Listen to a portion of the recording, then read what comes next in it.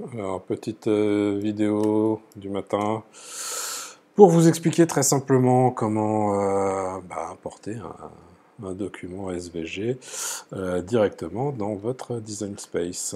Donc vous allez ouvrir votre document, donc là on est sur un nouveau projet, il suffit de faire télécharger, vous faites télécharger image, parcourir, et vous allez chercher votre dossier SVG qui va être dans votre document,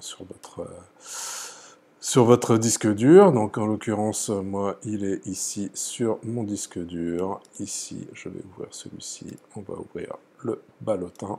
On ouvre. Votre document arrive ici. Vous ne touchez à rien. Pas besoin de découper l'image puisqu'on est sur déjà des tracés. Vous faites télécharger.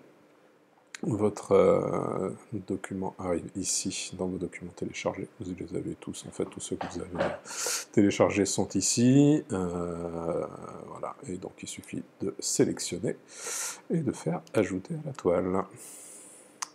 Une fois que vous avez ajouté votre dessin à la toile, là ici, vous avez quelque chose qui apparaît totalement en noir, puisque là on est sur une découpe complète.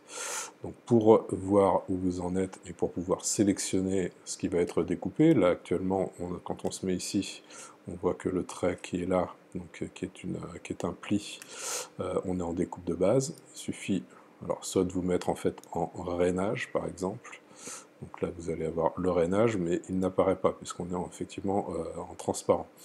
Moi, de mon côté, j'utilise un stylo bille qui ne fonctionne plus pour pouvoir utiliser le rainage, pour pouvoir faire un rainage. Donc c'est une solution que je trouve en tout cas suffisante de mon côté. C'est pas parfait, mais en tout cas ça permet d'avoir un rainage assez appuyé et assez efficace, en tout cas sur différents papiers, sur du papier aquarelle par exemple, ça marche très très bien. Donc du coup, je me mets en stylo, et j'applique une couleur. Je vais mettre le Raspberry, puisque vous allez avoir effectivement une couleur qui va apparaître et qui va être beaucoup plus lumineuse. Donc là, tous mes traits qui sont des traits de rainage, je vais leur appliquer la même chose. Donc je vais en stylo, je me mets en rouge, et donc là on voit très clairement donc, les traits qui vont être les traits de pliage, ici, et les traits de découpe. Une fois que j'ai fait ça, pour éviter d'avoir les choses qui se baladent, parce que si je fais créer tout de suite, vous allez voir que je vais avoir plein de choses qui vont être de tous les côtés. Voilà, donc là je vais avoir une découpe là, je vais avoir des rainages ici, je vais avoir là, si je vais sur le côté, là je suis sur le numéro 2, sur le numéro 1 je vais avoir le pliage, là je vais avoir la découpe, donc ça ne va pas. Donc pour pouvoir avoir quelque chose qui soit en entier, je sélectionne tout, je fais attacher.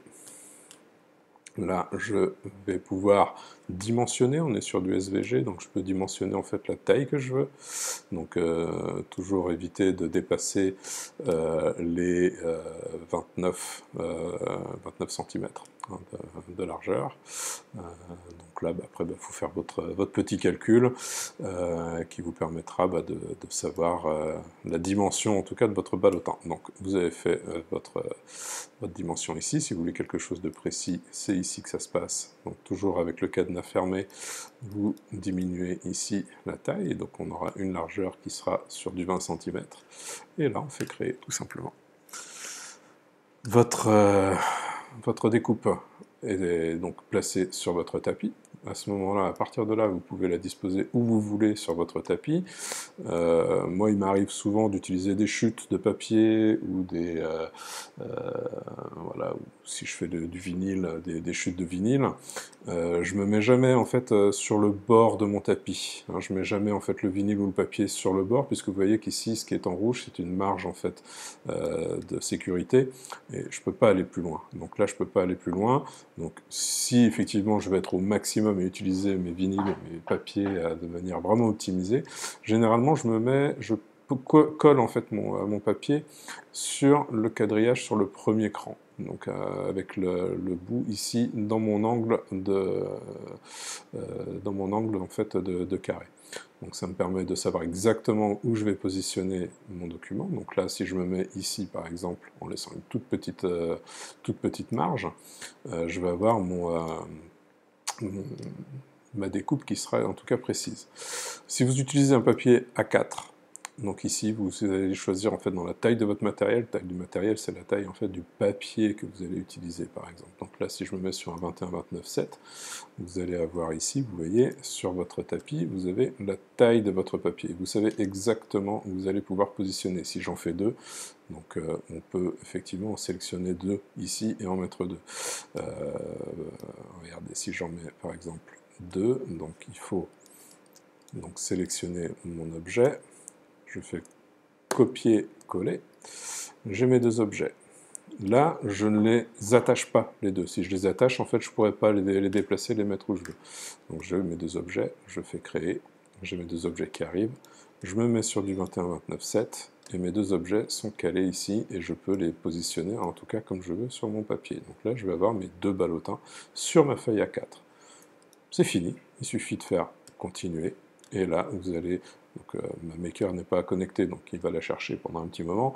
Donc là, vous faites votre découpe, vous créez, vous choisissez bien entendu votre papier en fonction de ce que vous avez pour éviter de découper votre tapis. Voilà, si c'est du papier...